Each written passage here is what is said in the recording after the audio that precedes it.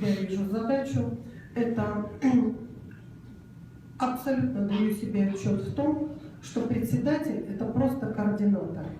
Председатель – это один из депутатов.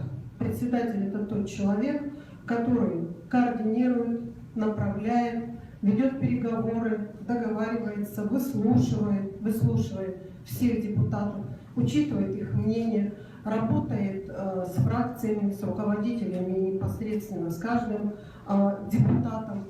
Поэтому вот я считаю, процитирую Маяковского, и считаю, что единица – это вздор, единица – ноль. И абсолютно точно это понимаю.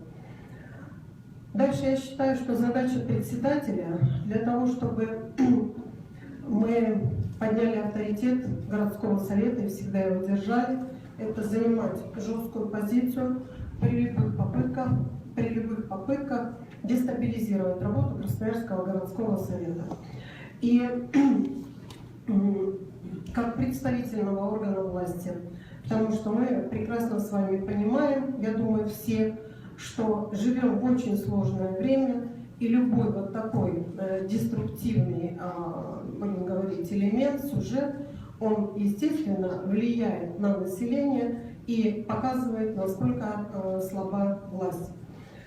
Я считаю, что и я уверена, что мы должны настроиться на совместную работу, я все буду для этого делать, с городскими, краевыми властями, для того, чтобы и бюджет города утвердить, и для того, чтобы начать участие в работе и подготовке выборов, которые будут в Государственную Думу и в Законодательное собрание.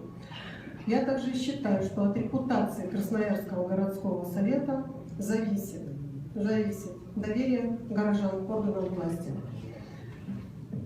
Ну, вот, также думаю, что вот реальные дела, они могут нас объединить всех, абсолютно. Поэтому одним из первых дел, которые нам предстоит, это формирование бюджета, где мы должны садиться и думать, каким образом сделать так, чтобы жители нашего города почувствовали, что мы разумно, рационально все это сделаем.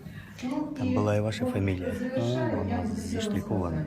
Я понял, я думал, ты гадаешь, кто был Меня всегда очень председателем.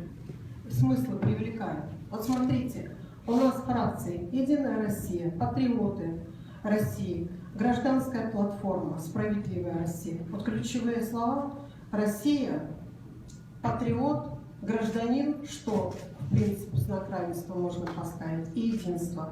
Поэтому я вот в своей работе буду руководствоваться тем, что мы должны быть едины на благо и работать на благо процветания нашего города Красноярска, который является нашей малой родиной.